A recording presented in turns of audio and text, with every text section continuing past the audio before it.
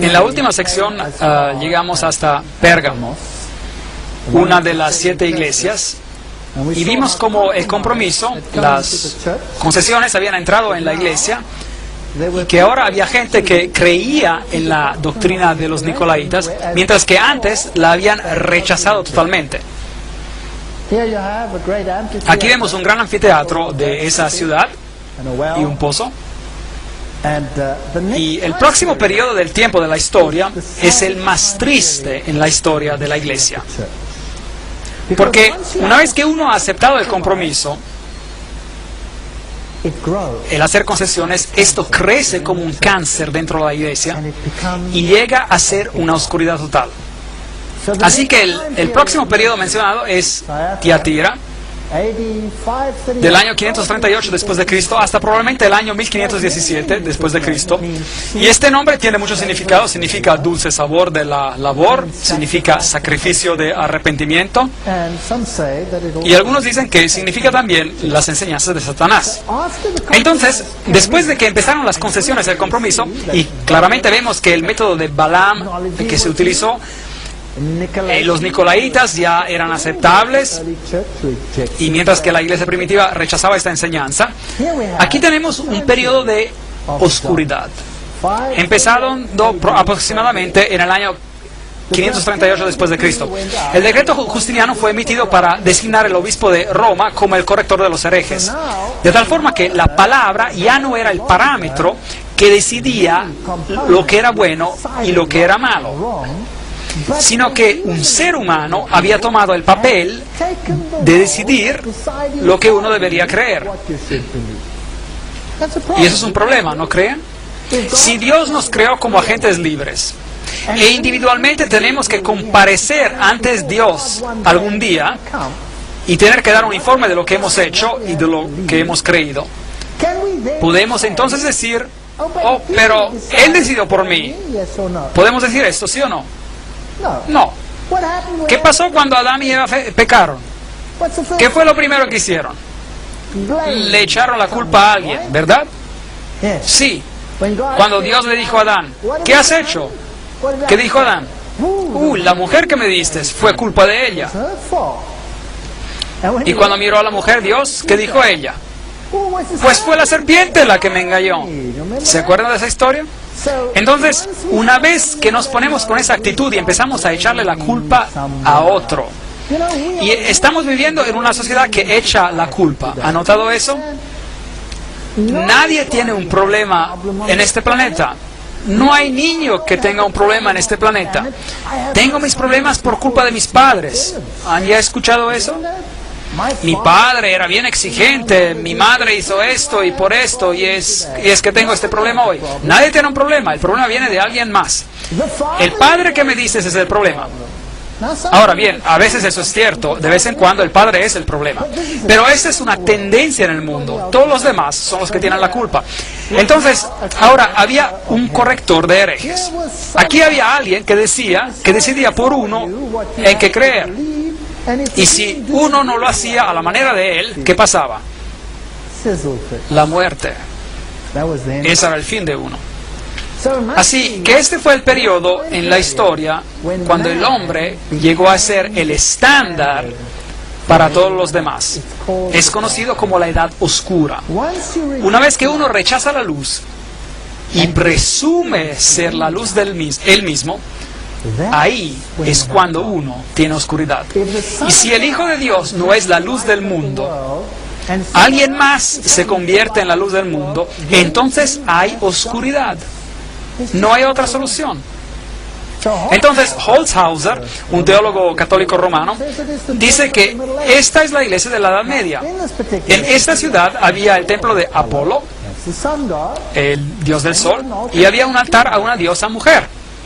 La iglesia de la Edad Media tenía un dios, hombre, y habían edificado a una mujer. Llegaremos a eso más adelante en nuestras conferencias. Había una industria textil en esta ciudad donde hacían tinturas de púrpura y carmesí hechas de una raíz conocida como la raíz de rubia. Ahora bien, los colores púrpura y carmesí también son los colores de la iglesia de la Edad Media. Muy interesante.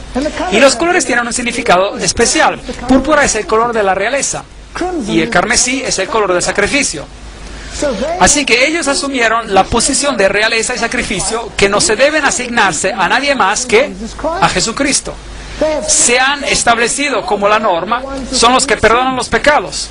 Son los que dicen, venid a mí todos los que estáis trabajados y cargados y yo os haré descansar. Venid a mí, confesadme vuestros pecados y yo os haré absolución. Mientras tanto Jesús dice, yo soy el camino, la verdad y la vida. Confiesen sus pecados a Dios. Por lo tanto, aquí hay un problema ingresando.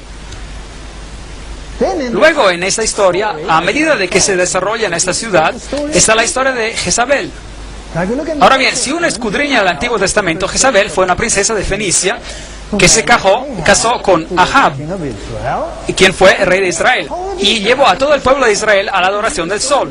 Pueden leer el relato en 1 de Reyes 18:4 y en 2 de Reyes 9:22. Jezabel llevó al pueblo a la adoración de Baal. Y en ese tiempo había sacerdotes de Baal y había sacerdotes de Ashtoreth. Ashtoreth era la deidad femenina que era adorada. Entonces había una deidad masculina y una deidad femenina. Eso es interesante.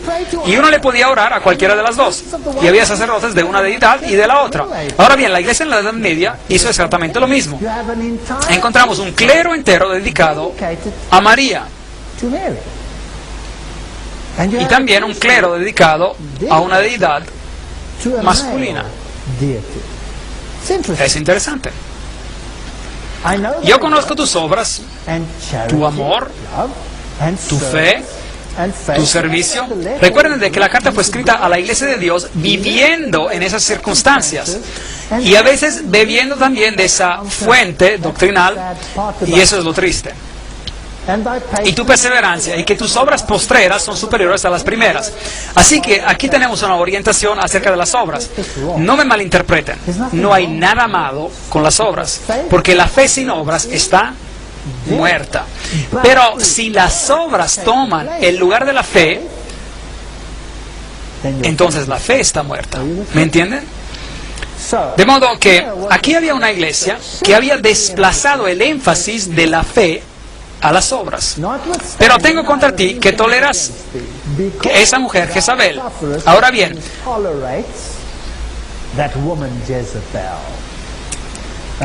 Ahora bien, pudo haber existido una Jezabel literal allí. Dicen que sí, la había durante ese tiempo. Era una mujer que controlaba la industria textil, que hacía la ropa teñida de púrpura y carmesí. Pero es obvio que la Biblia usa algo literal que posiblemente existía en ese entonces y lo aplica al futuro y aplica a esta gran apostasía que sucedió cuando Ahab, que era el rey de Israel, se casó con Jezabel.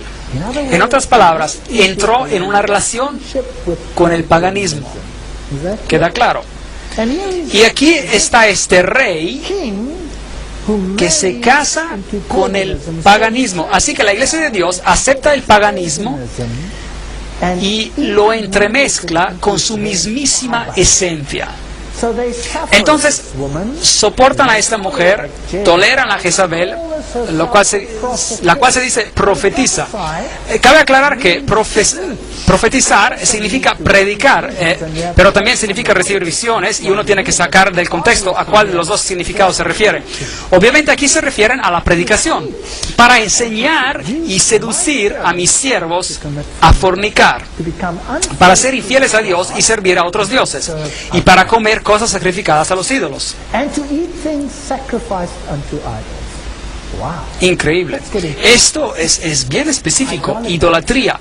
Y comer y beber pasa a ser parte de la idolatría. Vale aclarar que Dios siempre le advirtió a su pueblo de que no comiera lo que se sacrificaba a los ídolos. Y aquí se menciona una forma de idolatría específica. Es interesante que las deidades paganas, Baco por ejemplo, o Zeus, Júpiter, o a Osiris, se les rendía culto con galletitas redondas, panes que simbolizaban a sus cuerpos literales. ¿Fue durante esta época que eso entró en el sistema de la iglesia? Claro que sí. Yo le he dado tiempo para que se arrepienta. Dios le dio tiempo, mucho tiempo, para arrepentirse. Pero la historia triste es que no se arrepintió. Pero no quieres arrepentirte de su fornicación. Por tanto, yo la arrojo en la cama, en la gran tribulación, a los que adulteran con ella, si no se arrepienten de las obras de ella. Pero no se arrepentirán. Así que ese sistema no cambiará, seguirá siendo así. Entonces Dios tendrá que tomar esa luz y dársela a alguien más, porque ese sistema no se va a arrepentir. Es un sistema problemático. A sus hijos heriré de muerte. Entonces, fuera de este sistema saldrán hijos, los cuales serán tan apóstatas como ella fue. Y todas las iglesias sabrán que yo soy el que escudriña la mente y el corazón. Os daré a cada uno según vuestras obras. Por lo tanto, si tu criterio son las obras, Dios te juzgará de acuerdo a tus obras. Si lleva a la gente a la idolatría, Dios juzgará conforme a eso. Pero a los demás que están en Tiatira, es decir, el resto, a cuantos no tienen esa doctrina, o sea, que no todos siguieron ese camino, llegó una gran división en la iglesia y no han conocido lo que ellos llaman las profundidades de Satanás. Esa terminología es interesante. Conocer las profundidades de Satanás significa que uno debe haberse iniciado en los secretos del ocultismo. ¿No es así? Hay gente hoy que sostiene conocer las profundidades del ocultismo. Y tendremos que descubrir dónde están localizadas estas profundidades del ocultismo hoy en día. Y lo vamos a hacer en las conferencias que nos quedan sin ninguna duda. Pero aquí están localizadas ¿en qué iglesia? La iglesia de la Edad Media. Ella conoce las profundidades de Satanás. Increíble, eso da miedo. Vamos a tener que examinar este asunto. Yo os digo, no os impongo otra carga. Así que hay gente que se resiste a comprometerse de esta forma, que rechazan esta enseñanza interna, este misterio, este ocultismo. Pero lo que tenéis, reténlo hasta que yo venga. Esa es la primera referencia a la venida de Cristo. Por lo tanto, es obvio que nos hemos movido de una época en la cual la iglesia sabía lo que era la verdad, pasó a ser satisfecha consigo misma, pasó a un tiempo donde hubo gran persecución y la iglesia fue purificada. ¿Se acuerdan? Esmirna, Mirra. Y entonces pasó por un tiempo de compromiso